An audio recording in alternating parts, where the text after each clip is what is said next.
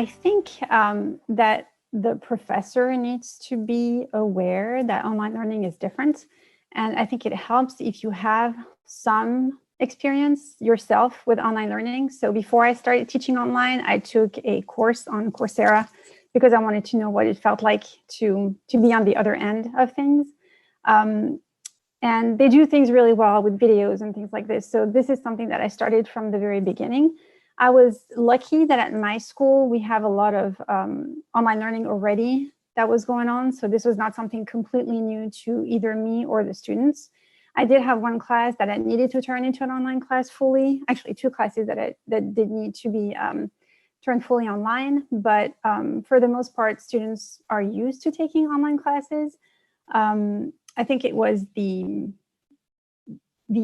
surroundings, right? Like the pandemic itself that was more challenging than anything else, and the circumstances around the switch to online. I think the one thing that I really had to remember when I was designing my online class was that everything that I usually say and explain in class, I have to make sure that this is clear in the online setting. I can't assume that the students are going to read the page that I wrote or watch the PowerPoint and just be like, oh yeah, that totally makes sense. So I had to really put myself in their shoes in a way and try to make sure that everything is super clear and that everything that I would usually say in class is somewhere written or that I have a video that explains it. So I guess that's the main thing that I will say to professors who are ready to teach online. I've been working with the TILT framework, which is transparency in teaching and learning. And basically, it breaks down assignments into purpose, task, and criteria. So I make sure that everything follows kind of that order. Why are we doing this? What is it exactly that I'm expecting from you? And this is how you're going to be assessed on this particular assignment or on the work that you're supposed to be doing that day. So I have a lot of ungraded assignments and I tell them those are not graded. I don't necessarily look at them. They're more like not drill type things, but multiple choice. And so I don't really need to look at it to see if they did it correctly or not. And they have the feedback right away. But I tell them you still need to be doing these because these are important for you because it works on your oral comprehension, it works on your reading, it works on all of this. But I try to explain everything and lay it out clearly. This is why I'm asking you to do this so that they know exactly, it's not just busy work. There's a purpose behind what I'm doing and what I'm asking them to do. Yes, they need a lot more one-on-one communication. But once again, each individual student's different. Some students respond better to written communication. Some respond better to phone calls. There's certain programs we're allowed to text back and forth. So it depends on, what works best for that student. And it's a matter of trial and error to find out what works best for that student. Sometimes you have to try all three before you figure out what works the best for that student. I've had students before who, especially with the foreign language, they have to record their voices, and it's very stressful for them. And we have tools that are online that will record their voices, but they just can't do it, they freeze. And so some students, I can say, well, would you rather call it in on the phone? Or would you rather record it on your phone and then text it to me? And so I try to find a way where the student's the most comfortable in the way that they learn. But like I said, it's trial and error. You have to try everything until you find the one that works for them. So it sounds like those reluctant students need some extra flexibility then. Definitely. They need a lot more. And sometimes the students who are online, like I said, they've been used to having a teacher there all the time, a teacher in front of them. I've actually had students tell me, I can't learn unless there's a teacher in front of me. And for them to get used to that teacher, yeah, you still have a teacher. The teacher's in front of you. It's just that you have to let the teacher know that you're having problems because the teacher can't. In the classroom, we can see in your face if you're struggling. We can tell. if you need help. But in the online environment, sometimes they don't realize that they have to contact the teacher to let them know that they're struggling. I have taught Spanish 1 online for 3 years now as a kind of an intensive condensed summer course. And that's mostly asynchronous. We have 1 hour of synchronous class per unit. So that's 7 total. Most of the activities are either asynchronous or partner chat. So only synchronous, groups of 2. But that's different. Teaching the remote and online teaching in the pandemic conditions is really different. I think the students have very different needs. You have a different group of students. Students who choose these online intensive language courses in the summer are students who choose them because they want to take an online class. And the students who are taking online remote classes now are not in those classes because they want to be in an online class. Almost all of them wish they could be in a classroom with their peers. And so you have to think about what they're giving up. Normally I don't have a lot of synchronous remote, not in these summer classes, but now they say that's important to them. That's something they really crave. And so I think, I'm trying to give them that as much as possible, even though I don't like the platform we use for it. And that would be the one point I would make. This past fall and next spring, and hopefully that's the end of the situation for the foreseeable future.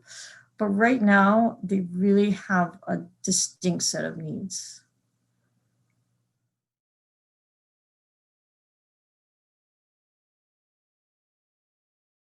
Reluctant students are definitely hard to engage. I do try to reach out from the very beginning. If I see there's a student who is not participating, I send emails, you missed this assignment, or I wish you would develop your answers a little bit more on this or a little bit more on that, those kinds of things. I don't think I've found a miracle yet to engage students. I think I've been trying to make my class as personal as possible. So I do send a lot of personal emails. Sometimes they don't read them. So I don't know what else to do about that, but I do leave a lot of feedback. I've tried to vary the feedback that I leave as well. So I do written feedback, I do audio feedback. Sometimes I do video feedback. If I'm not grading at 1 o'clock in the morning and I still look decent, I will do video feedback. But I try to vary the way that I engage with students. And I think in the student evaluations, it comes up that they appreciate the different feedback that I give. I think that's something that keeps them engaged. Don't take it personally and just make sure that you are present and that they know that you are present. And again, like I said before, I don't know, sometimes I feel like they don't watch the announcements or they don't read the announcements or they don't necessarily look at the feedback that I leave. But if you can reach 1, 2, 3 students, I think for me, that's a win. So don't give up and just keep the engagement as much as you can. What I would say is when I teach the courses that fulfill the foreign language requirement at our university, and so the students many times take it during their last semester or last summer, and they clearly just want, which I understand, right? They're done with their degree, and this is just a requirement that they need to fulfill, so they're not thinking of becoming Spanish majors and minors. I can see that some students might not be as engaged. However, I try to find topics, or at least the format of the assignment, to be engaging to them so that, again, it doesn't feel like I have to complete 25 online activities and I just want to get it over with. It feels more like, let's see how I can make it relevant for your life, even if your life doesn't include Spanish at the moment. How can I at least help you see like, oh, you created something, right? So if you created this in Spanish, maybe you could apply those skills to something else. So thinking more broadly in terms of skills that go beyond language fluency or attaining a particular proficiency level. Excellent. And I would agree. I could see how even a reluctant learner would be more willing to engage in something where they can see, okay, this would be beneficial for me. So that's fantastic. Right. I think with creativity, you engage a lot of students. So, for example, in one assignment, they have to make up a company and then make up a job ad, and then two potential candidates and their classmates watch these videos and then decide who should get that job. So even if it's just something creative like that, they have the power to create which company, and it could be something related to their major. They have the power to create who the candidates are going to be, what job is going to be. That I think you at least get them more engaged in the project that simply answer these questions, you get them right or wrong, and that's sometimes where the frustration comes. Feedback, I would say as much personal feedback on their assignments and their communication as I have time to give. So if they have assignments, oral assignments where they do partner chats, my feedback is personal. It's not, well, you made X, Y, and Z grammar mistakes. It's, oh, well, I've been to that place, that you talked about. Oh yeah, I love that, or whatever it is. So I demonstrate that I watched their whole video, I paid attention, and the personal information that was included is more important to me than mistakes that they made.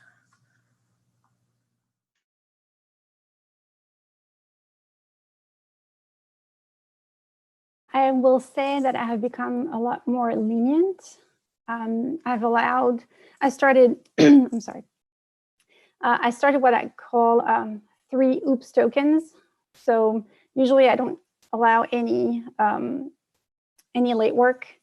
And with the pandemic, obviously in the spring, I'm just like, you can hand in anything you want anytime. It doesn't matter anymore. This semester, I try to put some structure back. So they have those 3 oops tokens that they can use throughout the semester if they have, life happens. So I try to be cognizant of that. I've had a bunch of students who got ill and weren't able to keep up with the work. So for those, that was different, and I accepted work anytime. But for students for whom it was just, life happened this week and I had something that prevented me from getting my work on time, they had those oops tokens. And I think it helped them to know that they would have those kind of saving grace moments where they could use. And that's something I took from Flower Darby, Small Teaching Online. That was one idea that I got from that book. So I do use a lot of video discussion boards, and I think that students are pretty reluctant at the beginning because many of them take asynchronous online classes because they don't really want to be seen. They don't want to be in class. But I do believe that it helps with having a sense of community and having students know each other, because if you can put a face to a name, it's a lot easier to connect with that person than if you are just, writing to other students in the class or never really interacting with them. So I think the video really helps. If I have students who are camera shy, I tell them you can just do audio, it's fine. You don't have to be on video if that's something that you are not comfortable doing. But I think even with just the audio, I think it really helps to establish a connection with students. And I always make sure that I also do the videos. So if I have a discussion board, I will do a video discussion board with them, and I try to answer everyone. And that way, I think that was my biggest breakthrough, to kind of have a sense of community within the class. It was really the videos or the audio that helped.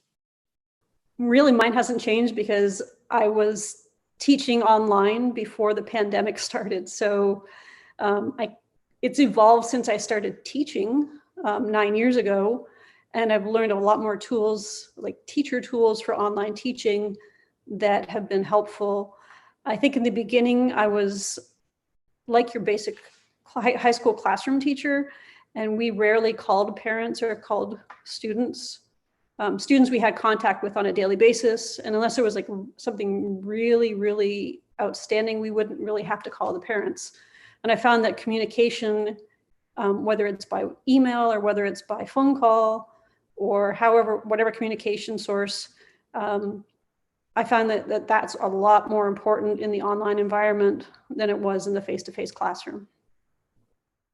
We work with a platform, Microsoft Teams, which is not very conducive to oral interaction or communication in a large group. It's hard to arrange that. People can raise their hand, but then it will be a small minority of students who actually talk and participate and communicate. So I give them, they communicate with each other outside of the group. And you can set up channels. In Zoom, it would be breakout rooms. And when I taught last spring and we all went online, in March, we were still allowed to use Zoom at that time. And I could click a button and send them to the breakout rooms. And then I could click another button and have them talk to someone else. And they told me that they loved the breakout rooms. So now I'm in Teams and we don't have breakout rooms.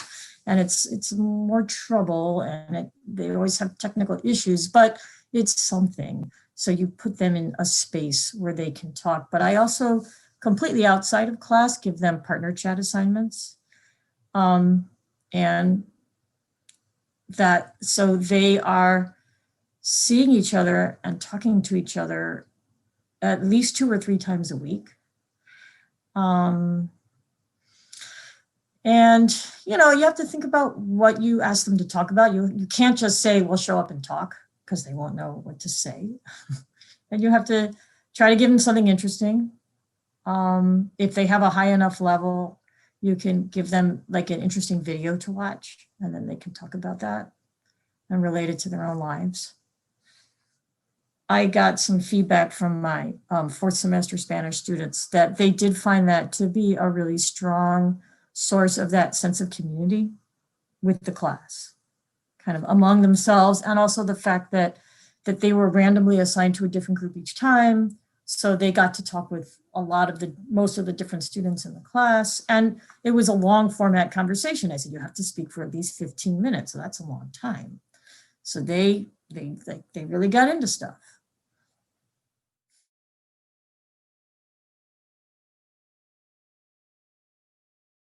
And once I manage to reach a student, I make sure that I keep that up. And so it can be just following up with, hey, you're doing a really good job this week. I really appreciated how engaged you were in your discussion board, for example, or, just trying to make sure that they know that I'm here and that I'm watching what they're doing, and that I am paying attention to their efforts. And I think it's helped. I do try to, if there's an assignment that absolutely does not work for anyone, then scrap that, and I won't do it again the following semester. But I do try to keep notes of it. I think that's something that I can definitely improve. Yeah, that's an area that I could probably improve on. My classes are structured. They have twice a week, they have something to hand in. And after, let's say they have something on Wednesday, on Thursday, I make sure that I have graded everything, or I try to, and I post an announcement. And so it could be, if we talked about something cultural, I will let them know about my experience. So for example, if we are talking about greetings in France, I told them about my experience coming to the United States and faire la bise to everyone, kissing everyone on the cheek, because that's what I was used to. And the fact that, I realized that it's just something that's not done here. So I do try always to infuse my classes with my own experience, whether it's something that I experienced when I was in France, or when I was traveling to a different country, or when I came here, and kind of the cultural shocks that I had as far as food, as far as greetings, as far as meeting different people. So, and yes, sometimes I have students who email me and who are like, oh, I really like what you said, or this is what happened to me when I met that French person, or this is what happened to me when I went to Quebec, or, something like this. So it's nice to have that connection with students. And I think it's possible in online settings. I think what builds that connection is more of the creativity, because it expresses a lot of our personality, and also just the personal information. What do you know about that person and remember about that person? I think that helps to build those connections a lot. In our environment, every contact we have is logged in a student log. If we make a phone call, we have to log, the communication that we've had. We can look back in those logs. We can see every email we've ever sent to the student. And I try to log things that are personal, like if a student's into gymnastics, I'll log that, the student was at gymnastics practice, or if the student was struggling with a certain concept or whatever, I'll put that in the log, so then I can refer that back to that. Or if it's just, I see that a student did really, really well in a test and they hadn't been doing so well in a test, I'll take the extra minute to call that student or to send them an email and say, hey, I'm really proud of you and what you did. Another student of mine, one of the language that he's learning, he messaged me and he said, I got to use the language I was learning at work. And so we had this communication back and forth, and how proud I was of him, and how, it was just a wonderful thing that he had the courage to speak in the language that he was learning. And so it was a 5 or 6 back and forth email communication between us. So just to get to know someone, just like you would in the classroom, get to know your students, get to know what they like. In foreign languages, I think it's a lot easier to learn about, we have a lot more chance in foreign languages to learn about our students. We get to talk to them about their families. We get to talk to them about what do you like? What do you not like? Their favorite color, their favorite food. And so take those opportunities to get to know your students online, just like you would in the classroom.